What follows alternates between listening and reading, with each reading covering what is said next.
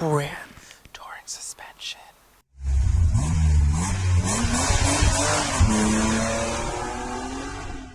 So this is what I won at auction and I was not supposed to. This is a 1996 Buick. What the? So this is what I won in auction that I wasn't supposed to win, but some magical reason I did. Is a 96 Buick RoadMaster. This bad boy is the last of its kind.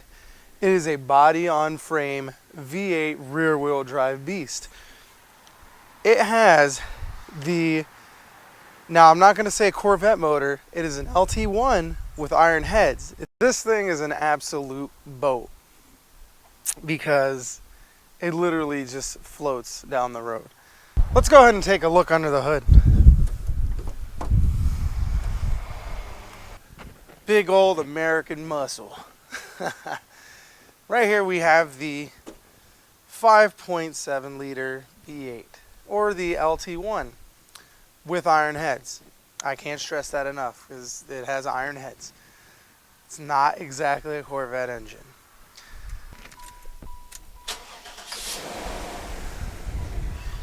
This bad boy runs so smooth, and back then that was one thing you wanted. When you had a luxury car, you wanted a nice, torquey, throaty V8. And this thing just sounds so great. Like, listen to that.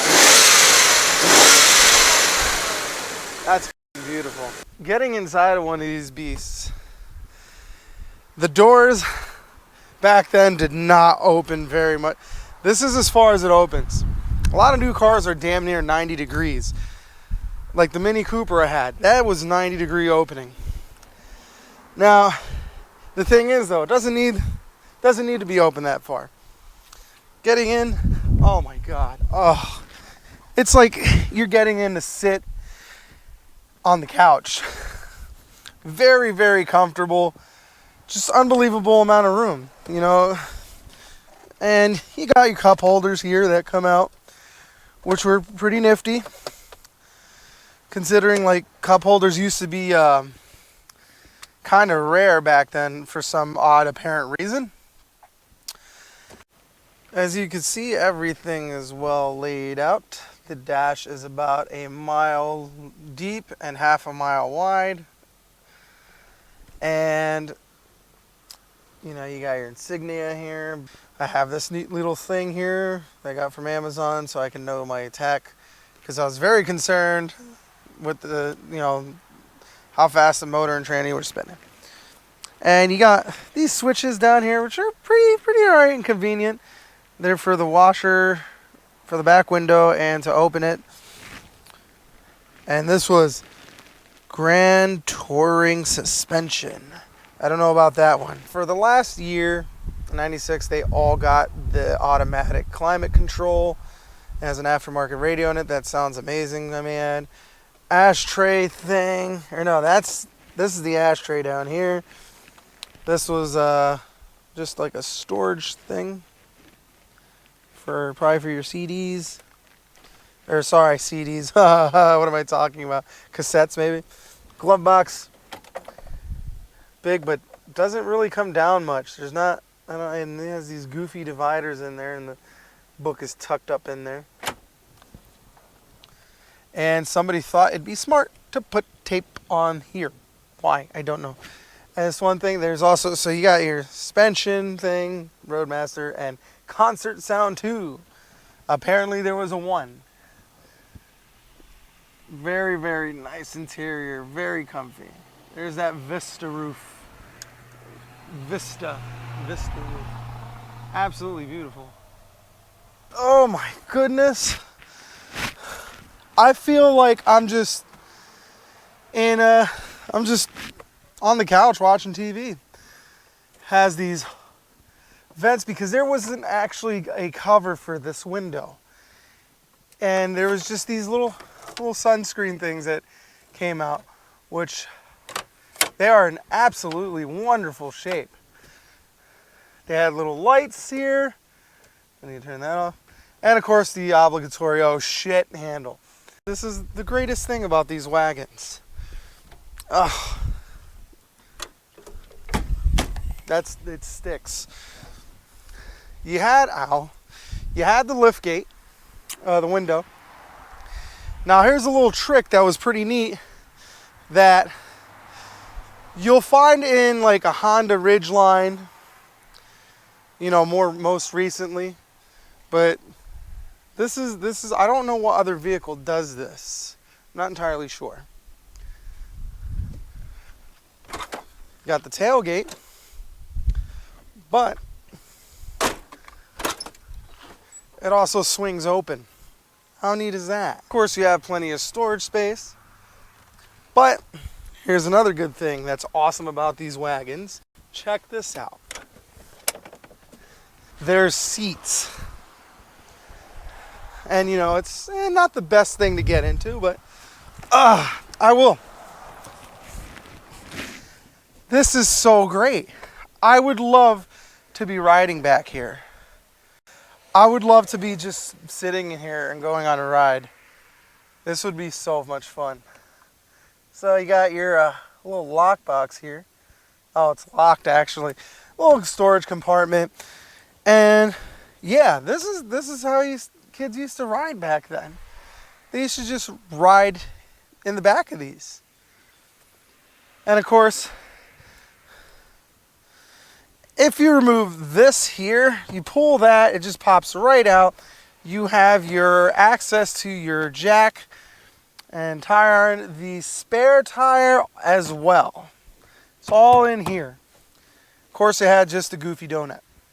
All right, let's take it for a drive with first and second gear. And there's torque lockout as well, but yeah. Of course, first thing I notice is, of course, it's an old school ride, so it's very floaty.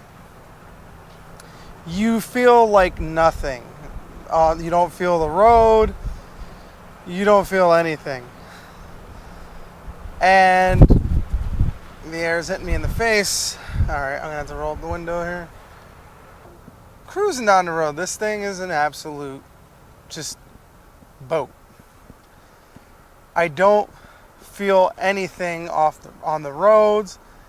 Like I said, it's just like you're just sitting on the couch at home,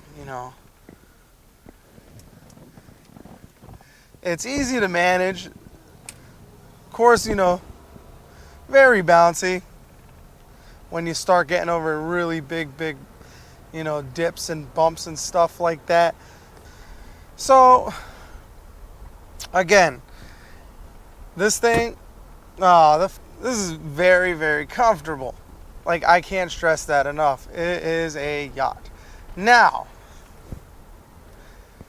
I did tell you it is an LT1, but that doesn't mean it's all powerful. You can get a little more power out of this. This is a 96, so a couple tweaks in intake, exhaust, and a PCM tune can wake it up a little bit. Again, this thing is just, it's so relaxing. I'm not going to say it's a thrill to drive because it's an absolute sloshy boat. Like, I can just actually holds the road pretty nice. Now, again, I tell you, these aren't horrible. They have torque, but it's a land yacht. Now here we go from a standstill. I'm going to floor it. It puts you back in your seat, That's not too bad. It's not horrible. It will have enough power, enough passing power to go down the highway if you got to aggressively pass somebody, or you just weird and want to assert your dominance in a station wagon. You can do that. Oh, I love how you can steer these things with one finger. It's amazing. Now I'm going through a very bumpy road, and you can see me just bouncing left and right. That's because the suspension on these things are so cushiony that you bounced all over the place, you know? That's what happened. You're just bouncing, bouncing, bounce, bounce, bounce. Again, it handles very boaty, but it handles nonetheless for, you know, if you want, you can take a corner 10 miles over. I wouldn't go faster than that. This thing is a boat. But it's just amazing how smooth it is. Just, you know, just casual driving. Just. Here we go. Here's some railroad tracks. Pay attention. I'm not going to divert or anything. That was so smooth. Oh my God, you didn't feel a thing. Now you go over train tracks in a newer car, you're sitting there like, no, this thing, I heard all the noise, but I didn't feel anything. It was just unbelievably smooth. It's just, wow. Here we go, ready? This is gonna be another set of train tracks, and these are kind of rougher. Here we go, here we go. What was that? What was that? There was nothing there. No train tracks, and it didn't feel shit.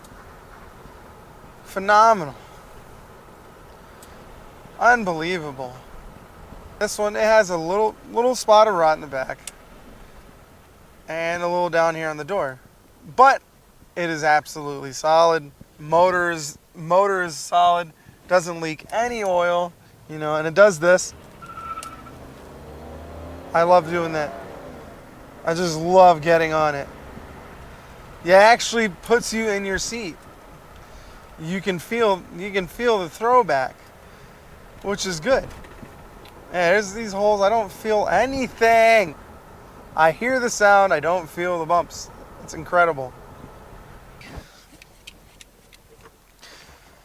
So, this is it. I hope you guys enjoyed my review on this vehicle. Stay tuned for another one coming up very soon.